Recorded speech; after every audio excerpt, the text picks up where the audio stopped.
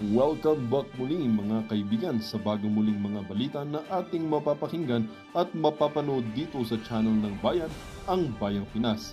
Dito, ating matutunghayan ang mga bagay na nangyayari sa ating bansa, partikular na umano sa loob na mismo ng gobyerno at lalong-lalo na dito sa kasalukuyang administrasyon.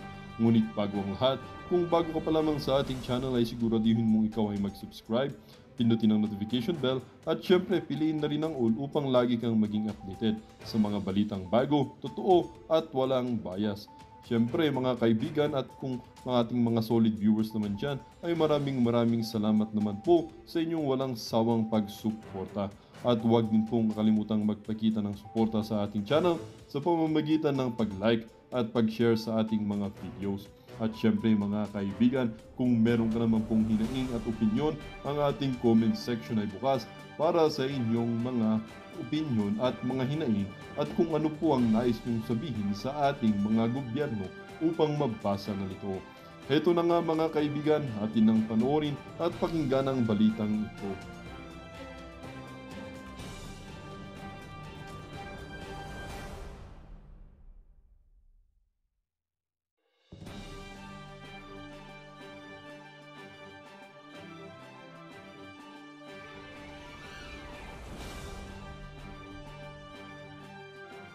Lang po, attorney, yung pahayag ng Pangulo sa proclamation rally. Sabi niya, and I quote, "Hindi pangkaraniwan ang aming kandidato. Hindi po kagaya ng mga nakikita natin sa iba't ibang mga partido. Hirap na hirap makakuha ng kanilang mga miyembro. Ang amin pong ipinagmamalaki at ipinaglalaban ay subok na at matagal nang nagsiservisyo sa publiko. Hindi po ay naawa rin po kung minsan sa ating mga katunggali dahil nagmamakaawa para makakuha ng mga malalakas at magagaling na kandidato. Di tulad ng iba, kakarampot lang ang kandidato. Dito po buo kami. Hindi lamang buo sa numero, ngunit buo ang loob para ipaglaban ang bawat Pilipino at ng buong Pilipinas." Nagtataka nga ako, parang yung mga iba na naging kandidato nagdi-deliver lang yata ng suka. Uy, at nabigyan na ng Certificate of Candidacy dahil walang ikukumpara sa ating mga kandidato. Attorney Sal, pinabili lang daw ng suka Alam mo, kasama yan sa kampanya. Kasama sa kampanya si Rahat. Pero kung makakantyaw ang kabila tingnan nila kung sino ang mga kandidato nila. Alam mo, sa isang programa, i-isa-isay natin yan. I-isa-isay natin yung mga kwalifikasyon. Habang totoo na nandun ang pangalan, nandun yung may karanasan. Pero hindi lang naman karanasan sa loob ng Senadong pinag-uusapan. Pinag-uusapan din yung karanasan ng kawalangian. Karanasan ng pagnanakaw. Marami. One of these days, iisa-isay natin ang mga kandidato nila. Basta tayo, meron tayong Pastor Kibuloy. Okay na. Siya lang itatapat ko sa kanila lahat. Wala na sila Ito pa, dagdag ko pa, Attorney Sal, and I quote, sabi ng Presidente, "Tingnan niyo po ang record ng ating mga kandidato. Wala sa kanila ang may bahid ng dugo dahil sa tukhang. Wala sa kanila ang kasabwat sa pagbulsa ng sako-sakong pera. Pinagsamantalahan ng krisis ng pandemya, pinabayaan ng mga kababayan magkasakit at mamatay. Wala sa kanila ang pumapalakpak sa China at natutuwa na kapag tayo ay binobomba ng tubig, tinatamaan ng ating mga Coast Guard. Hinaharang ang ating mga mangingisda, ninanakaw ang kanilang huli at bukod pa roon ay inaagaw ang mga isla natin para maging bahagi ng kanilang bansa. Wala din po sa kanila ang tilang sakristan ng isang bulaang propeta na nasasakdal dahil sa pagyurak sa ating kabataan at sa ating kababaihan. Wala sa kanila ang tagapagtaguyod ng pugad ng krimen ng sentro ng paglapastangan ng mga kababaihan ng mga pogo." Anong masasabi mo doon, Attorney? Kaya na sinabi ko kanina, kasama yan sa siraan sa politika. Pero ang taong bayan naman, alam naman nila ang nangyayari. Alam nila nung panahon ni Presidente Duterte, walang ganyan. Hindi totoo yung sinasabi niya sa pandemic ay pinabayaan natin na magkasakit ang mga kababayan natin. Katunayan nga, ang ganda ng pag-contain natin sa pandemic. At yan ay hindi naman na hindi natatago na obserbasyon ng ating mga kababayan sapagkat sila mismo ay alam nila na alagaan sila ng dating administrasyon. At yun naman ginagawa niyang paninira kay Pastor, kaya palagay ko babalik sa kanila. Si Pastor, lalo ninyong inaapi, lalo yung sinisiraan, lalo yung dinudusta, lalo yung minamenos.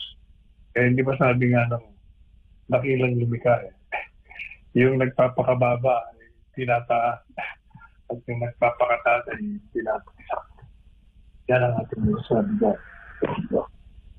Yes, sir. Sa ibang balita naman, sinimula na ng Commission on Elections ang pagbabaklas ng mga campaign poster at materyales kasabay po ng unang araw ng campaign period para sa mga kandidato sa nasyonal. Nakaharap siya sa salamin kasi yun ay patungkol sa kanya.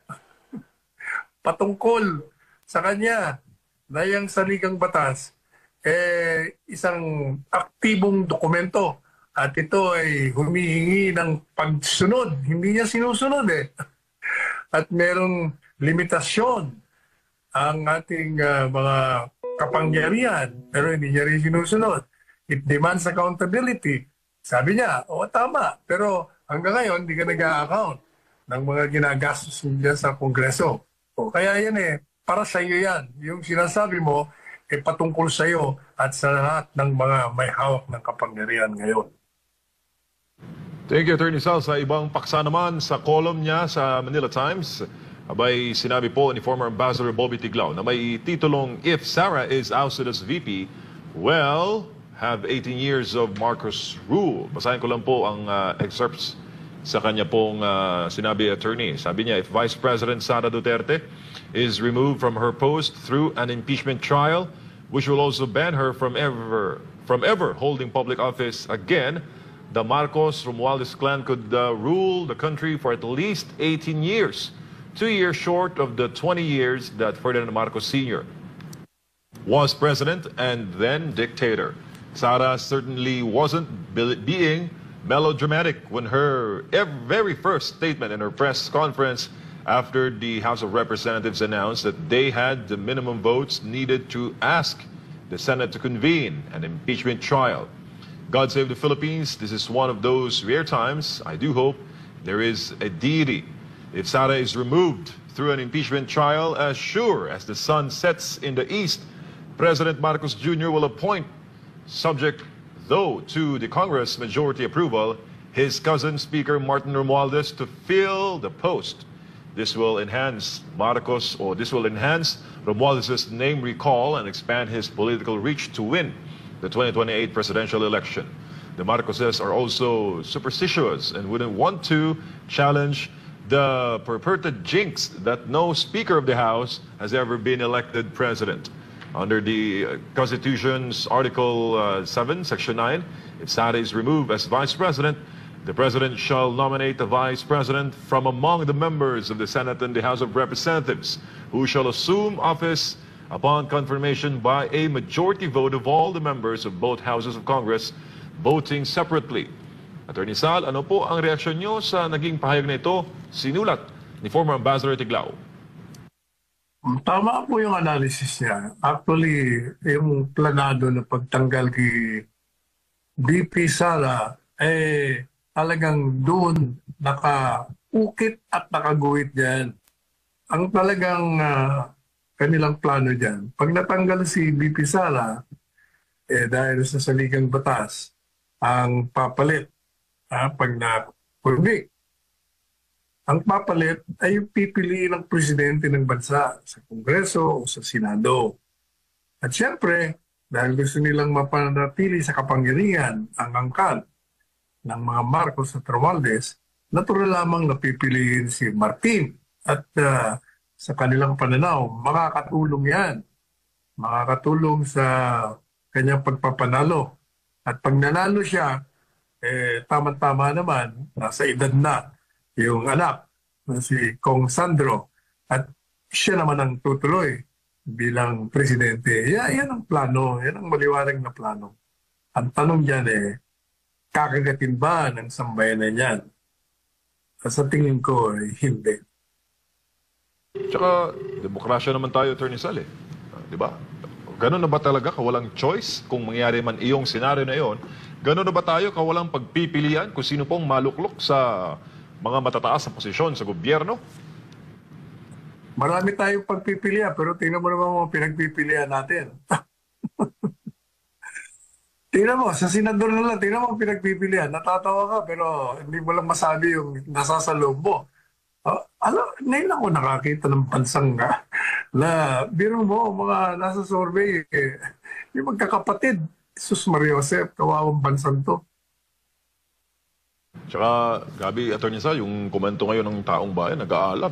Kinukumpare nila yung mga nangyari. Kasi hindi mo maiwasan, Attorney, na benchmark kasi yung Duterte government sa pagpasok. Kasi with the high hopes na, yun nga, magkaroon ng continuity at sa pag-asa o pag-aasam na malampasan pa yung gains ng nagdaang administrasyon. Pero kung babasahin mo po ang komento ng social media, lahat ng mga programa nila, tinatawa na lang, Attorney Sal, eh. Parang ginagawang comedy na lang, eh. Talaga namang maraming nagawa. Tanggapin man o hindi. Talagang maraming nagawa ang Presidente Duterte. Ayun na lang ang mga ginawa niya, ang mga pinakinabangan namin gawin, yung mga skyway na yan. Wala pupuntang Maynila, punta ka ng Laguna, Cavite, lahat yung mga skyway na tinatawag, napakagaling.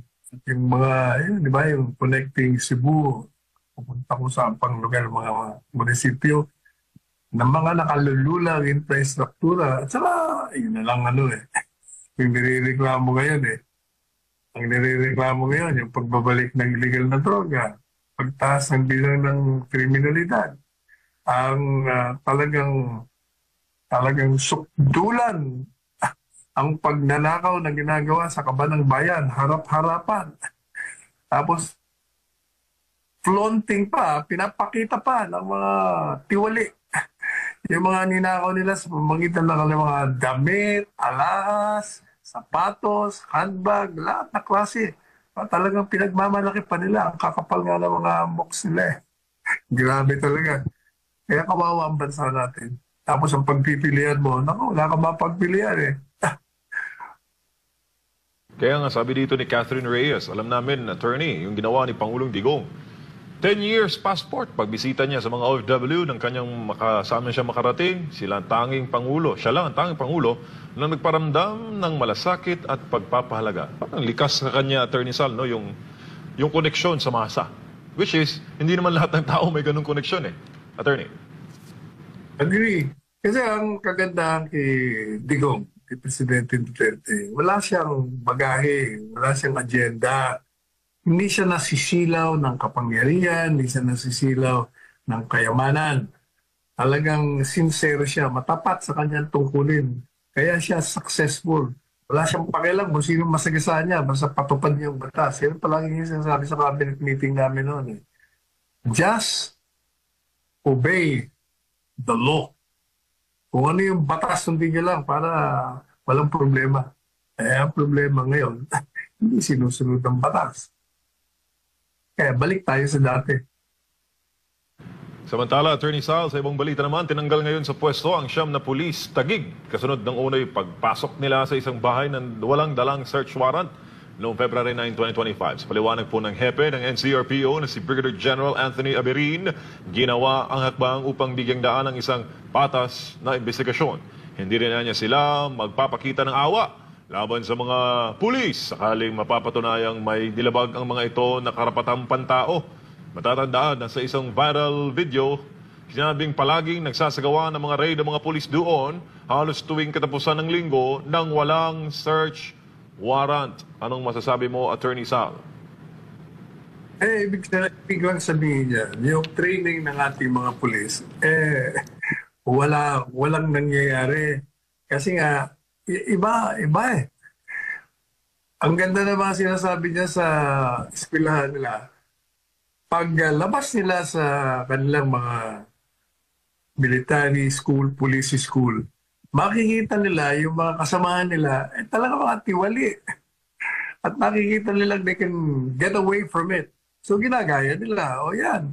Kaya, ano ba yung ginawa nila yan na nakikita natin sa video? Yan din ang ginawa nila kay Pastor Kibuloy sa KOJC, di ba? O kaya, natural na sa kanila yan na lumabag sa batas. Ika nga sa isang kasabihan, attorney. Sinabi dito ng ating magaling na producer. Sabihin mo kay attorney, may kasabihan na kung ano ang puno, siya din ang bunga, sabi ni James. Correct. Agree.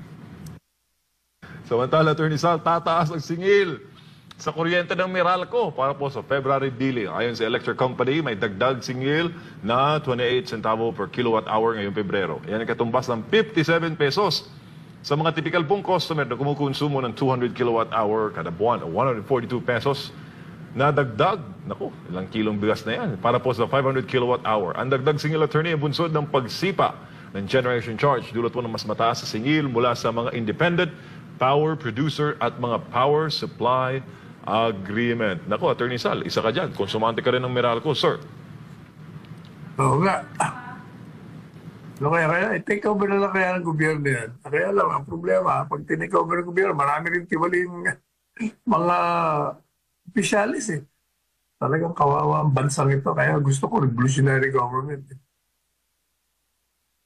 Alright, Attorney Sal, sa mensahe po at katanungan ng ating mga kababayan, sa iyo po ng isa pong avid viewer na ipong palatuntunan, suggestion lang daw, Attorney, please bantayan ng COMELEC para hindi makapandaya ang mga mandaraya. Anong masasabi mo, sir? Sino magbabantay? Wala. Talagang kahit anong gawin mo, pag tiwali, tiwali yan. Ang kagandahan sa gobyernong revolutionary government, matatakot sila. Ngayon wala walang takot ng mga tao.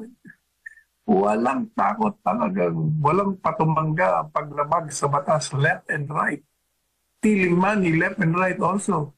Flaunting of ill-gotten wealth left and right din. Kakapal. Attorney, meron po tayong caller sa ating palatuntunan. Babati po siya sa inyo at may mga pahayag din siya sa mga nangyayari ngayon sa ating bansa. Nasa linya si Boy Villahermosa. Sir Boy, nasa linya po si Attorney Sal Panelo. Good morning. Mamaya, ayusin natin. Wala daw sa linya. Mukhang may mga komento din siya, Attorney. Galing talaga.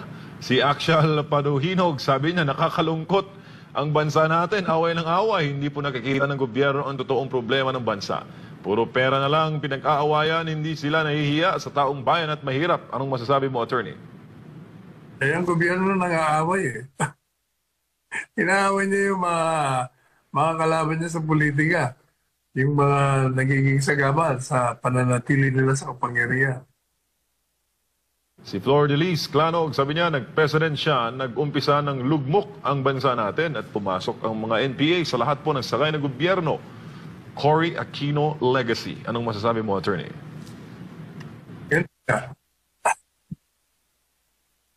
Thank you, Attorney Sal.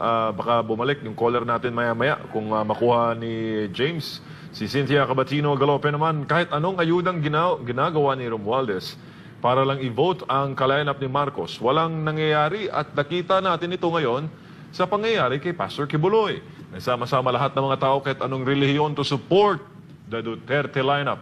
Mabuhay ang Pilipinas. Attorney. Ako hindi ako masangayon doon sa straight voting. Matagal ko na sinasabi yan. Basta ako, pastor. O yan ang akin. Sino pa? Ibong. Si Margot Gonzalez sa Italia. Opisyal nang nagsimula ang campaign period para sa mga kandidato sa national positions. 66 ang inaasang mga kampanya para sa pagkasenador, habang 155 naman sa party list groups. Bago ito, nagpaalala ang COMELEC sa mga kandidato hinggil sa tamang paggamit ng campaign jingle at tamang pagpapaskil ng mga campaign material upang maiwasan ang paglabag sa election laws. Ano yung size? Sana sundin lang po natin. Public places, 2x3 lamang. Private properties, hindi namin pwedeng galawin. Sabi ng Korte Suprema sa kanyang desisyon. Irespeto rin sana natin ang ating kapaligiran sapagkat meron kaming kinreate na Committee on Environmentally Sustainable Election. At dahil dyan, sisiguraduhin namin yung mga magkakabit at magpapako sa mga puno, hindi naman papakuha namin sila, pero kakasuhan namin sila. Yung pong non-biodegradable na mga material, sana iwasan naman po natin. Sa pagkakampanya, alagaan pa rin natin ang ating kalikasan. Huwag naman yung may noise pollution na nakakaistorbo sa ating mga kababayan na minsan natutulog lang o kaya naghahabol ng pahinga. At the same time, ang isa pang bilin po natin sana doon sa mga gagamit ng jingle o kaya naman po yung gawa o akda ng ating po mga artists, wag naman pong nanakawin. Magpaalam. Sa unang araw ng campaign period, pinangunahan mismo ni COMELEC Chairman Attorney George Garcia ang pagbabaklas ng mga campaign posters at tarpaulin ng mga kandidato sa Tondo, Manila. Lahat ng campaign materials sa hindi otorisadong lugar, gaya ng mga pader, puno at poste, ay inalis ng COMELEC bilang bahagi ng Operation Baklas. Ito po ay napakalaking simbolismo at ito ay para sa buong bansa. Ginagawa at gagawin din ito ng mga local COMELEC natin upang ipakita sa mga kandidato, sa mga political parties, sa mga susunod na araw. Pagka nagkabit sila doon sa mga lugar na hindi dapat sila nagkakabit, tatanggalin namin. Aminado naman ng COMELEC na wala silang kapangyarihang baklasin ang campaign materials na nakapaskil sa mga pribadong lugar. Samantala, hindi pa kasama sa tinatanggal ang campaign materials sa mga local candidates dahil sa Marso pa magsisimula ang kanilang campaign period. Sa mga susunod na araw, magpapadala na ng notice ang COMELEC sa mga kandidatong may campaign materials sa mga pinagpabawal na lugar. Uobligahin silang tanggalin ang mga ito at kung hindi sila susunod, maaari silang mapatawan ng disqualification. Pwede po namin i-presume na kung sino yung naandun sa mismong yung larawan ng kandidato na naandun sa poster, siya po ang nagkabit o nagpakabit ng mga campaign materials na yan. Sa mga susunod na araw, ang gagawin muna ng local COMELEC natin, mag-i-issue sila ng mga notices sa mga kandidato at ipatatanggal nila. Hindi na kami ang magtatanggal. Sila na ang magtatanggal within a period of 3 days. Kapag hindi nila ginawa yung pagtatanggal in 3 days, papailan namin sila ng kasong election offense sa Law Department at karampatang disqualification. Maliban sa posters, ipinaalala rin ng COMELEC ang limitasyon sa ad placements ng mga kandidato sa telebisyon at sa radyo. Ayon sa komisyon, 3 piso kada botante ang maaring gastusin ng mga kandidato na may political party, habang 5 pesos naman kada botante para sa mga independent candidate. Mula ngayong araw, yung 3 piso bawat registered voter kapag meron kang political party. Pag walang political party, 5 piso bawat registered voter. Ay ngayon na po yan magsisimula. 90 days po ito, 70 araw. At yan po ay nakabase again per registered voter. Ngayong araw na rin po ito magsisimula yung pong 120 minutes nila sa telebisyon kapag sila ay national candidates at 180 minutes sa ating pong mga radyo. Para sa Joseph Pilipinas, kumahan Margaret Gonzalez, SMNI News. Attorney Sal, nag-uumpisa na ang technicality sa panahon ng kampanya. Ano ba yung mga karanasan mo, Attorney, nung ikaw ay tumakbo rin sa nagdaang eleksyon?